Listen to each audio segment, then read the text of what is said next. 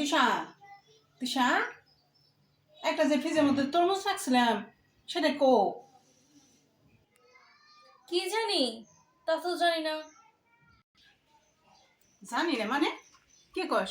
সকালবেলা আমি এত বড় একটা তরমুজ ফ্রিজে রেখে গেলাম, তরমুজটা কেন করে? ও, ওই তরমুজটার কথা বলতেছ? ও, ওই তরমুজটা মানে? হ্যাঁ, ওটাই কোথায় বলছিলাম, কি করলি? ও, ওই তরমুজটা আমার একটা এপিক জার্নি আছে। Epic journey? সেটা আবার কি? আমার খুলে কত দেখি। আহারে মা, ওই তরমুজের কাহিনী কি শুনবা এখন? অ্যাকচুয়ালি হয়েছে কি জানো, সকালবেলা তরমুজটা না আমি পিস পিস পিস পিস করে কেটে ভাবলাম ফ্রিজে রাখবো, ঠান্ডা হলে মা মেয়ে মিলে ভীষণ মজা করে খাবো। পেটটা ঠান্ডা হবে, শরীরটা ঠান্ডা, একদম মেন্টাল পিস। যে কাজ সেই কথা, সুন্দর করে কেটে কেটে আমি রেখে দিছি জানালার পাশে। একদল পাখি এসে, বিশ্বাস করো, একদম অ্যাকশন জুড়ে দিছে। মানে কিভাবে যে নিয়ে উড়ে গেল আমি বুঝতে পারলাম না। মানে আমি অনেক চেষ্টা করছি ওই তরমুজগুলো রাখা, কিন্তু পাখিগুলো এত এত এত স্মার্ট ছিল, ওদের সাথে আমি পেরিয়ে উঠলাম না। তোর কথা শুনে তো আমার মাথা একেবারে নষ্ট হয়ে যেতেছে, তুই তো একেবারে আমরা পাগল করে দিবি। পাখিগুলো তরমুজ নিয়ে গেল মানে কি কস তুই এগুলা? আমি তো কিছুই বোঝানো নাই, আমার মাথা মতো একেবারে নষ্ট করে দিবেছিস তুই আমারে। সত্যিই মা, ঘটনাটা কেমন সিনেমাটিক মতো না, সিনেমার মতো হয়ে গেছে না বলতো? আমিও না বুঝতে পারছি না, একদম সিনেমার মতো খানি। কি হলো কি হলো কিছুই বুঝলাম না, তাই না মা? মজার ছিল না ব্যাপারটা? সিনেমার মতো লাগে, আশ্চর্য লাগে। তুমি যেসব কাহিনীগুলো কইলা জানালার মধ্যে কিসের জন্য রাখলা? তুমি রাখবা ফ্রিজে কুটকুট কুটকুট করে কেটে কেটে ফ্রিজে তুমি রাখবা, সেটা না রেখে তুমি কোন জানালায় রাখলা, কোন বারান্দায় রাখলা? আমি কিছুই বুঝলাম না। তোমার আগা মাথা কথা রাখার মাথা আমার কিছুই মাথার মধ্যে ঢুকতেছো না, বুঝছো না?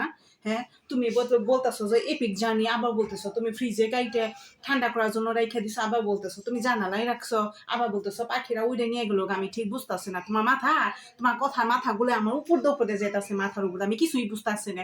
সত্যি করে কত তুই মুসতে কি করছ? এই, খেয়ে ফেলাস নাই তো আবার? হ্যাঁ, মা, তুমি কি সন্দেহ করো? আর ইহা বড় তরমুজ, আমার পেট হচ্ছে এতটুকু, আমি তখন তরমুজ কিভাবে খাবো? হজম তো হওয়া দূরে থাক, মুখেই তো ঢুকবে না, কিভাবে পসিবল? তুমি আমার মা, তুমি আমাকে সন্দেহ করতে পারলা? এটা কখনো সম্ভব? দোষ কোনো পাখির আর আমার উপরে এসে পড়লো অপরাধ, কি এক অবস্থা ভগবান! ওরকম নাকা নাকা কান্দা ভাব করবি না, বুঝছস না? তোর চেহারা ছড়ার মধ্যে ফুইটার মাঝে তুই জানি কি মিথ্যা কথা কইতাছস আমার লগে। তুই কিন্তু আমার লগে বড় চালাক চতুর হয়ে গেছস গা, তুই কিন্তু আমার লগে বড় ইশানাগিরি করস, বুঝছস? এত কিছু বুঝি না আমি, যে এত শখ করে তরমুজটা রেখে গেলাম, কইছি একটু বাইরে থেকে এসে খামো। এখন আমার কি ব্যবস্থা বোধ হয়ে দেখা দেয় কবি? হ্যাঁ, আমি পাশে বাড়া আফারে কই এলাম যে আপা আমগো এত বড় একটা তরমুজ নিয়ে এসে, তরমুজটা খেয়ে যান। আনছে এতটুকু, কইছি এত বড় এক পিসও দিতে পারতাম। এখন যদি আমি তারে তরমুজটা না দিবার পারি, হ্যাঁ আমার কইবো না আমি চাপাবাজ, আমি চাপাবাজ মহিলা।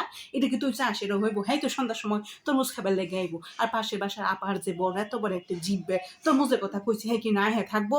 আসার সময় যদি অ্যাক্সিডেন্ট হয় তাও গাড়ি ভাড়া করে নিয়ে আইবো, তাও আমার তরমুজ খেয়ে ছাড়বো। এখন আমি তরমুজ করে পাবো হেঁটে?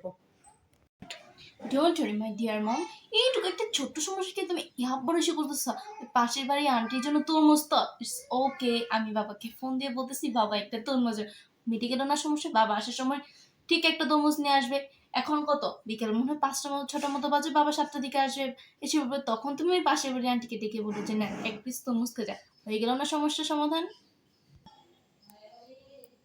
হ, কথার হান বন্ধ করিস নেই তো, মাথার মধ্যে তো বুদ্ধি আছে। হো হো হো, তাড়াতাড়ি তাড়াতাড়ি শুন, তাড়াতাড়ি তোর বাবাইরে ফোন করে কয়ে দে। আর হুন, এবার কিন্তু একটু কান্না করিস না, একজন মানুষের খেবে লেগে কইছি তরমুজ একটু বড় সড় আনবা কর, যদিও কিছু টাকা বেশি লাগবো, বেশি লাগুক, তা মেয়েশিরে কিন্তু খাওয়ান বলে, মেয়েশিরে খাওয়াইলে একটা পেটটা বইরা খাওয়াইলে তারা মনটা বইরা দোয়া দায়ী করবো, বুঝছস? একটু বড় সড় আনবা কোষ, তুই তো শোন আমার। হ্যাঁ, এখন ওকে ওসব আমি ভুলাই, এতক্ষণ যেহেতু কোনো কোনো কথা শোনা ছিল, সেই বেলা যেই বললাম ইয়া পরে তরমুজের ব্যবস্থা আমি করে দিতেছি, এখন ঠিক আদর করতে আসে, দরকার নেই এসব আদর। বুঝতে পারছো, আমি এসব ঘুষ টুস নেই না। একটুখানি বুদ্ধি চটেছে, বাবাইরে ফোন দিব তার কথা। শোন, যাকে একটু আদর ওদের দিয়েছি। আর শুন, যে মা রে সে বকে, সে শাসন করে, বুঝছো? সেই হচ্ছে মা। আচ্ছা যাক, তো বাপের তরমুজ টান রাখো, আমি এই যে সংসারে যত কাজ করছে আছে, ওই যে রান্না বান্নার ঘরে না অনেক বলে হাঁডি বাতিল জমছে, এগুলো ধুন, আর বড় একটা তরমুজ আন রাখো।